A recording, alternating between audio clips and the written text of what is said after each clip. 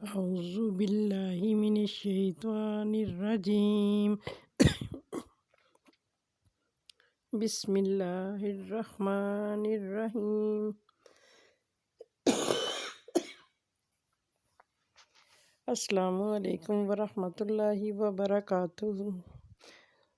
ساتھیو، آپ لوگ کیسے ہیں؟ امید کرتی ہوں آپ سب خیریت و عافیت سے ہوں گے۔ اللہ ہمیشہ آپ کو خوش اور آباد رکھے، آمین۔ ہمارا آج کا موضوع ہے گناہ کبیرہ۔ گناہ کبیرہ کیا ہے؟ سب سے پہلی بات، اللہ سبحانہ و تعالیٰ کے برابر کسی کو کھڑا نہ کرو۔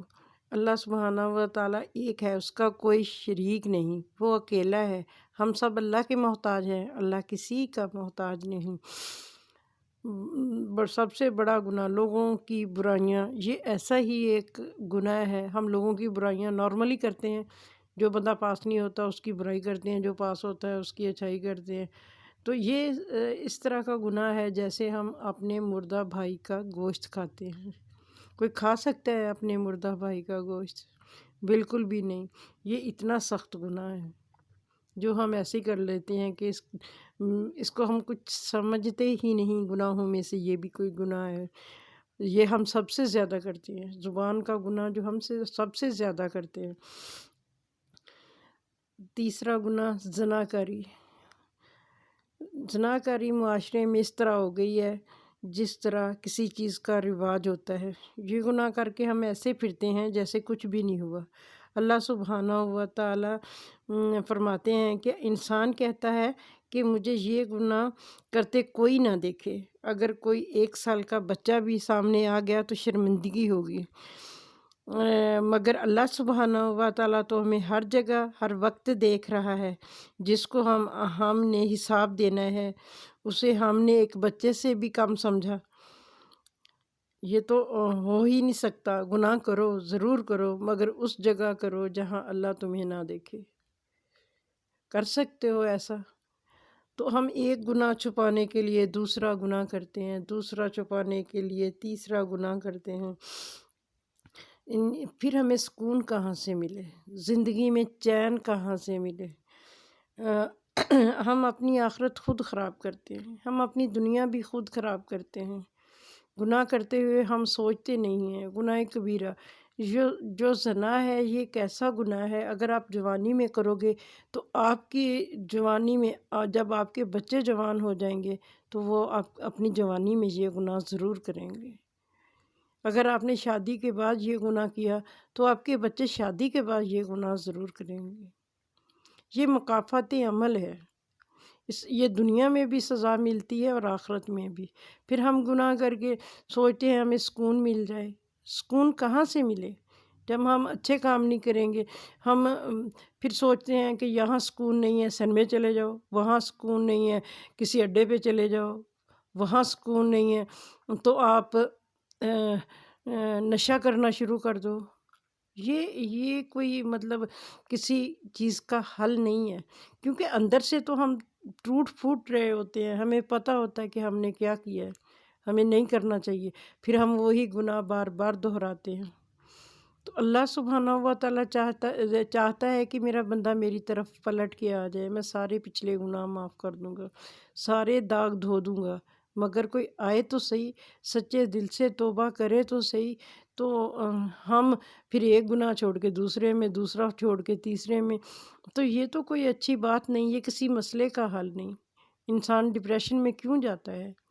وہ گناہ ہوتے ہیں جو اس کو اپنے گناہ، ہر کوئی اپنے باتھ روم میں ننگا ہوتا ہے، ہر بندے کو پتہ ہے کہ میں نے کیا کیا ہے۔ دوسروں کو تو نہیں اس کے بارے میں ساری ہسٹری پتہ ہوتی، بندے کو خود پتہ ہوتا ہے کہ میں دنیا میں کیا کر کے آیا ہوں یا کیا کر رہا ہوں۔ تو اس لیے بہتر ہے کہ آپ گناہوں کو چھوڑ کے اللہ کے دربار میں آ جائیں، توبہ کریں۔ توبہ تائب، سچے دل سے توبہ کرو گے تو اللہ پچھلے سارے گناہ معاف کر دے گا۔ پھر جب اس وقت آپ کو کتنی شرمندگی ہوگی کہ جب آپ کی اولاد آپ کے سامنے کوئی ایسا قدم اٹھائے گی، تب آپ کو کتنا برا لگے گا۔ آپ نے تو نہیں سوچا یہ کہ میں نے گناہ کر لیا تو یہ ایک نارمل سی بات ہے، نارمل بات نہیں ہے، یہ بہت بڑی بات ہے۔ پھر کوئی کہتا ہے بی پی اپ ہو گیا، کوئی کہتا ہے کوئی بیماری ہے، کوئی کہتا ہے رزق میں برکت نہیں ہے۔ برکتیں کہاں سے ملیں؟ رحمتیں کہاں سے آئیں؟ پہلے جب پہلا دور تھا تو لوگوں کے پاس پیسہ اتنا نہیں ہوتا تھا مگر سکون ہوتا تھا۔ اب بھی دیکھ لو، جو جھونپڑی میں رہتا ہے وہ بڑے بڑوں سے زیادہ سکون میں ہوگا۔ جو گناہ نہیں کرتا ہوگا، رات کو سکون کی نیند سوتا ہوگا، اسے نیند کی گولیاں نہیں کھانی پڑتی ہوں گی۔ سوچنے کی بات ہے، توجہ کی بات ہے۔ زندگی بہت مختصر ہے، کٹ جائے گی سب کی۔ جو برا کریں گے ان کی بھی کٹے گی، جو اچھا کریں گے ان کی بھی کٹیں گی۔ لیکن ایک بندہ ساری رات عبادت میں کھڑا رہتا ہے اور ایک بندہ ساری رات سویا رہتا ہے، یہ دونوں برابر کبھی بھی نہیں ہوں گے، ہو ہی نہیں سکتا۔ تو پھر اجر بھی تو ویسا ہی پانا ہے نا، جیسا بیجنا ہے ویسا ہی کاٹنا ہے۔ اچھے کام کرو گے اللہ اچھا صلہ دے گا، برے کام کرو گے اس کا برا ہوگا۔ دنیا میں بھی کر کے دیکھ لو، کوئی کام اگر آپ غلط کرو گے تو اس کا رزلٹ غلط ہی آئے گا، جھوٹ بولو گے تو اس کا رزلٹ اچھا نہیں آئے گا، سچ بولو گے ایک جھوٹ کو چھپانے کے لیے آپ کو 100 جھوٹ اور بولنے پڑیں گے۔ سچ بولو گے، سچ سچ ہی ہے، 10 دفعہ بولو گے وہ ایک ہی طرح بولا جائے گا اور سچ ہی رہے گا۔ یہ چھوٹی چھوٹی باتیں ہیں جو ہم روٹین میں کر جاتے ہیں، نہیں کرنی چاہیے۔ ہم ان کو سوچتے نہیں ہیں، سمجھنے کی کوشش نہیں کرتے۔ ہمیں ان پہ غور کرنا چاہیے، اپنی زندگی پہ غور کرنا چاہیے۔ رات کو سونے سے پہلے سب جو آپ کو لگتا ہے کہ آپ سے ناراض ہیں یا آپ کے دشمن ہیں، سب کو معاف کر کے سو کے دیکھیں، پھر نیند دیکھیں کیسی آتی ہے۔ سیدھے راستے پہ چل کے دیکھیں، پھر کتنے سکون کی نیند آتی ہے۔ پیسوں میں برکت پھر کیسے آتی ہے، گھروں میں برکتیں کیسے آتی ہیں۔ کوئی لڑائی جھگڑا نہیں ہوگا، کوئی کچھ نہیں ہوگا، سکون ہی سکون ہوگا۔ بے شک پیسہ کم بھی ہوگا مگر گھر میں سکون ہوگا۔ اللہ سبحانہ و تعالیٰ کہتے ہیں کوئی پلٹ کے تو آئے، کوئی سجدے میں جا کے تو دیکھے۔ کہتے ہیں نا، ملتا ہے کیا نماز میں، سجدے میں جا کے دیکھ۔